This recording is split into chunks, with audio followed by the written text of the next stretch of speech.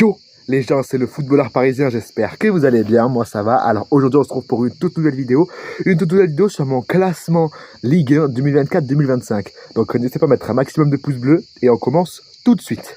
Alors déjà à la dernière place de ce classement, je verrai Angers. Angers qui, selon un supporter à qui j'ai parlé, un supporter angevin bien évidemment, m'a dit que c'était un miracle que le club soit monté. Donc honnêtement ça va être très compliqué pour Angers, je ne les vois pas du tout se maintenir. Je les pense qu'ils vont finir à la 18e place. Ensuite, à la 17e place, c'est un club qui, à chaque fois, frôle la relégation. Et que je pense qu'ils vont pas, ils vont passer à la trappe cette année, c'est Nantes. Le FC Nantes qui finira pour moi 17e de cette Ligue 1. Tout simplement parce que c'est une équipe très déséquilibrée, une équipe qui a du mal à enchaîner les matchs. Et ça se voit. Ça se voit au leur dernier classement, ça se voit. Ils ont du mal à enchaîner les saisons. Bref, je vois mal Nantes se maintenir cette année. Même s'ils se sont déjà maintenus miraculeusement les années précédentes. Cette année, je les vois mal se maintenir. Du coup, à la place de Barragite à la 16e place, je verrai les Havrais, le Havre, à la 16e place de ce classement. Parce que eux aussi, ça va être très compliqué pour eux de se maintenir. Ils se sont maintenus dans les derniers instants. Il me semble la saison dernière, dans les dernières journées, quand il y a des instants, c'est la dernière journée. Et c'est tout, je pense, pour cette place. C'est le club qui va se maintenir directement à la 15e place de justesse. Ça va être, pour moi, l'AJ Auxerre. L'AJ Auxerre qui, on le rappelle, a été sacré champion de Ligue 2, qui est à peine promu. Et on le rappelle également que quand ils étaient en Ligue 1, ils avaient pour ambition de finir milieu de tableau et d'aller en Europe. J'avais entendu ça, j'étais wesh, what the fuck, comment ça? Déjà, pour moi, ils vont réussir à se maintenir. Ils auraient mérité de se maintenir, pour moi, il y a 2 saisons, quand il y avait 4 relégués. Ils auraient mérité, pardon. La Auxerre qui peut clairement se maintenir en Ligue. Ensuite, à la 14e place, et je pense que ça va surprendre beaucoup, je ne sais pas si ça va vous surprendre ou quoi, je vois bien Saint-Etienne finir à la 14e place et du coup se maintenir aussi en Ligue 1.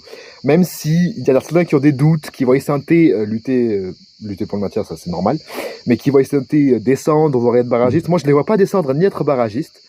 Je les vois faire leur retour dans l'élite en première saison, je les vois 14e. Et après, dans les prochaines saisons, je les vois milieu de tableau et pourquoi pas, encore quelques années après, revenir en Europe comme il l'était auparavant. À la 13e place de ce classement, et je sais pas si... Je suis pas sûr de ce classement, je suis pas sûr de les voir à cette place-là, mais je les ai mis 13e, c'est le Racing Club de Strasbourg. Le Racing Club de Strasbourg qui s'est transformé en la réserve de Chelsea. Désolé aux Strasbourgeois, force aux Strasbourgeois. Hein. Je vois pas énormément de nouvelles recrues, je vois surtout des jeunes arrivés de Chelsea justement. Et ça va être très compliqué pour eux de finir plus haut dans le classement, je pense. C'est même possible qu'ils finissent plus bas.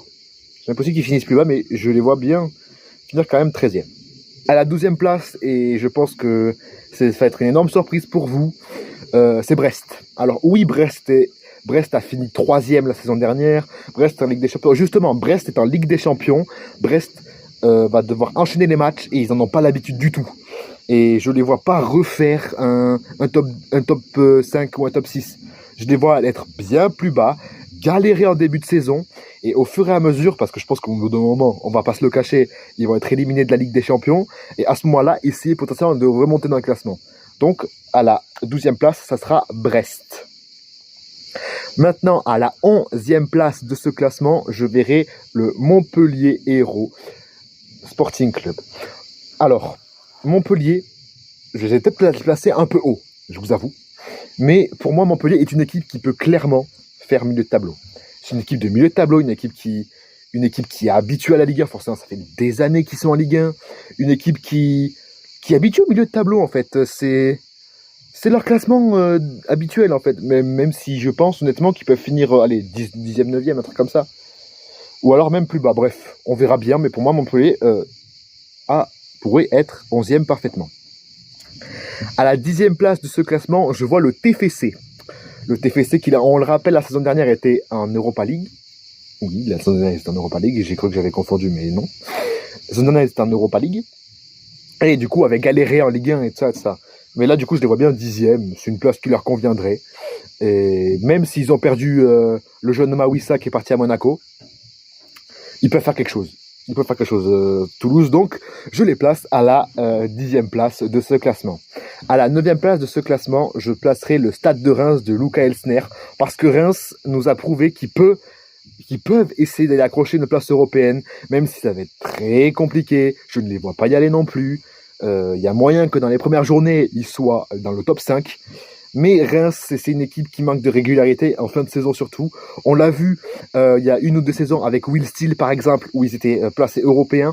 Et à un moment donné, ils enchaînaient les mauvais résultats. Du coup, ils ont descendu dans le classement. Et je vois Reims faire exactement la même chose que d'habitude. Du coup, 9e place pour les Rémois, milieu de tableau. Ça leur convient, c'est très bien pour Reims. Même s'il y a moyen qu'ils essayent d'aller chercher l'Europe. Mais comme je vous l'ai dit, il faudra être régulier pour les Rémois. À la 8e place de ce classement, et une place sûrement surprenante, puisqu'ils n'ont pas d'Europe cette saison, c'est le Stade Rennais. Rennes, je les vois 8e parce que je vois... Alors peut-être que je ne les connais pas. Je vois des noms arriver. Ils font un mercato très nordique, je trouve, les Rennais. Ils prennent des Finlandais, des Norvégiens, des Suédois. Je capte pas le projet de Rennes. Ils vont encore galérer pour lutter pour les places européennes. Et même s'ils n'ont pas d'Europe... Ça peut être un atout aussi de ne pas avoir d'Europe, de potentiellement finir plus haut. Je ne les vois pas finir forcément plus haut. Donc, Rennes, 8e, parfait. Parfait pour les... Enfin, pas parfait, non, parce que c'est un club qui vise toujours l'Europe, on le rappelle. Pour moi, je ne les vois pas faire une très bonne saison. 8e, c'est... Peut-être qu'ils avaient fini 8e aussi la saison dernière, je suis pas sûr. Mais 8e, voilà. À la 7e place de ce classement, je vais mettre l'OGC Nice, qui du coup échouera à la porte de l'Europe, à part si le gagnant de la Coupe de France est déjà européen.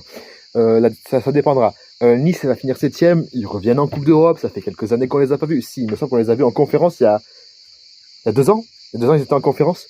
Mais Nice aussi, il faut qu'ils apprennent à enchaîner les matchs. Je crois qu'ils sont en Europa League. Oui, ils sont en Europa League, si je ne me trompe pas, les Niçois. Ils sont en Europa League, si je dis pas de bêtises, ou alors je dis complètement une connerie, ils sont pas en Europe. Bref, les Niçois 7e, potentiellement une place en barrage de Conference League si les autres membres du top 5, du top 6 plutôt, remportent la Coupe de France. Et tout simplement, voilà, Nice 7e, pardon, excusez-moi. À la 6e place de ce classement, je vois bien l'OL, je vois bien l'Olympique Lyonnais enchaîner encore une 2e saison en Europa League, parce que ça tourne très bien avec Pierre Sage. Le Lyon, qui, on rappelle, la saison dernière, avait galéré. Ils étaient 18e ou 16e, je ne sais plus, comme ça. Ils étaient dans le bas de tableau, vraiment dans le bas de relégation, au bord même. Et les Lyonnais ont vu arriver un mec dans leur effectif, Pierre Sage. Il a changé cette équipe lyonnaise. À tel point qu'ils ont fait carrément un parcours en Coupe de France également, qu'ils ont perdu en finale contre nous, le PSG. Désolé Lyonnais, mais c'est à nous cette coupe. Et également une très belle remontée en Ligue 1 qui leur a permis d'accrocher l'Europe devant justement le RC Lens, si je ne dis pas de bêtises. Ils ont fini juste devant le RC Lens dans les dernières journées. Du coup, l'Olympique Lyonnais serait 6e et du coup en Ligue Europa. À part si le vainqueur de la Coupe de France est parmi et hors du top 6, ça serait la Conférence League. Mais je vois, du coup, Lyon sera forcément européen pour moi la saison prochaine. En 5e place, je vois bien le Racing Club de Lens. Alors oui, Lens aussi a une Coupe d'Europe. Lens avait galéré en début de saison. On se rappelle la saison dernière, ils avaient la Ligue des Champions. Ça faisait très longtemps qu'ils n'avaient pas goûté au parfum de l'Europe. Mais les Lensois, ça reste solide. Même s'ils vont perdre Eli Wahi, à l'heure où je vous parle, Eli Wahi part sa visite médicale avec l'Olympique de Marseille. Du coup, moi, cette vidéo, c'est sûrement officiel. Les Lensois, du coup, devront recruter un attaquant, je ne sais pas lequel ça sera, s'ils veulent planter. On espère évidemment que Lens sera en conférence. Peu importe d'ailleurs où est-ce qu'ils sont, pour moi, ils vont finir 5e. Pour moi, ils vont suivre la cadence en début de saison. C'est-à-dire que maintenant qu'ils savent à peu près c'est quoi le rythme de l'Europe, ils vont suivre la cadence en début de saison. Mais au bout d'un moment, je les vois pas top 4. Je les vois pas top 4. Parce que le top 4 est très très solide. À mes yeux, du coup, Lens, c'est en 5e position. La 4e place est la place de barragiste de Ligue des Champions. Je la raccorderai à nouveau au LOSC. parce que les Lillois connaissent la Coupe d'Europe, ils savent comment enchaîner les matchs. Et là, les Lillois, c'est très solide. C'est très très solide les Lillois, surtout qu'ils ont un excellent gardien, Lucas Chevalier, qui est excellent. Du coup, les Lillois sont 4e. On l'espère. D'ailleurs, au moment où je vous parle, c'est ce soir le match retour des troisième tour préliminaire de la Ligue des Champions pour les Lillois. On espère franchement qu'ils vont se qualifier au moins pour les barrages. Même carrément se qualifier pour la compétition carrément, parce que c'est pas des phases de groupe, c'est un championnat, bref. On s'en fiche un peu. 3e place de ce classement, je vais mettre l'AS Monaco. L'AS Monaco qui va retrouver la Ligue des Champions cette saison, mais on sait très bien que Monaco, c'est une équipe qui connaît l'Europe, qui connaît l'enchaînement des matchs, et qui va, pour moi, réussir à enchaîner les matchs. Surtout qu'ils ont recruté un très bon attaquant. Georges Nikena, c'est un très bon crack. Lamine Camara aussi, c'est un très bon joueur. Je crois que c'est tout. Ils ont recruté. Après, ils ont aussi des cracks, hein. Akliouche, qui c'est que Majeski aussi, très bon gardien, même s'il est blessé. Je sais pas pour combien de temps il est blessé. En tout cas, je vois bien l'AS Monaco finir à la 3e place de ce classement. 2e place de ce classement, c'est l'Olympique de Marseille. Alors, ok, l'OM, on a l'habitude que ils finissent. En fait, on a l'habitude qu'ils fassent un recrutement, un très bon recrutement, mais flop derrière. On l'a vu la saison dernière. Mais là, l'OM n'a pas l'Europe. C'est ça qui va jouer en leur faveur. Pour moi, l'OM fait un très très gros mercato. En tant que Parisien, je suis obligé d'admettre ça. Ils font un très gros mercato, les Marseillais. Il faudra faire très attention à eux. Pas non plus avoir peur, parce que on n'a pas peur, on n'a jamais peur de l'OM, perso. Moi, j'ai jamais peur de l'OM. Mais attention quand même à eux, parce que ils peuvent faire très mal. Dans toutes les compétitions qu'ils vont jouer. Ils ont en plus recruté un très bon coach, Roberto De Zerbi. Attention, parce que là, ça peut faire très très mal. Ça peut faire très mal l'OM, attention à eux. Du coup, 2e place serait pour les Marseillais qui du coup retrouveraient la Ligue des Champions. Et la première place des champions de France, bien évidemment, le Paris Saint-Germain.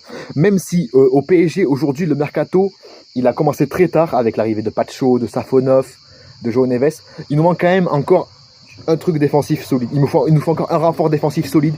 Il nous faut un mec pour finir. Alors, j'ai vu passer que ils veulent s'appuyer sur Kolo Muani ou Ramos en attaque. Bon, la source, Simer. Mais comment ça, bon bref. Alors, j'ai vu passer ça, et j'ai vu également passer qu'ils voulaient recruter un mec solide, un patron en attaque. Il faut savoir, bref. Dans tout cas, le PSG va finir premier, même si ça va être très compliqué. On le rappelle, il va falloir enchaîner les matchs. Le PSG, c'est enchaîner les matchs, hein. C'est pas le souci, mais ils vont y arriver. On va encore être champion de France encore une fois. Je pense pas qu'il y a de secret pour tout le monde, à moins qu'il y ait une énorme surprise. Après, c'est possible, les surprises. Mais pour moi, le PSG ne perdra pas son titre de champion de France cette saison-là. Donc voilà, j'espère que cette petite vidéo sur mon classement Ligue 1 vous aura plu. N'hésitez pas à mettre un maximum de pouces bleus, de commentaires, à regarder la description, à aller follow ma chaîne Twitch qui est dans la description, à aller follow ma chaîne principale qui est dans la description. On est bientôt 900 sur la chaîne principale, n'hésitez pas à y aller, on fait de tout sur cette chaîne. Et n'hésitez pas également à vous abonner à cette chaîne. Je vous rappelle qu'aux 50 abonnés sur la chaîne foot, on fait un live où on discute de football tous ensemble. C'était le footballeur parisien. Prenez soin de vous. Nous, on se retrouve samedi 16h pour le débrief du Le Havre Paris Saint-Germain. Ciao les amis.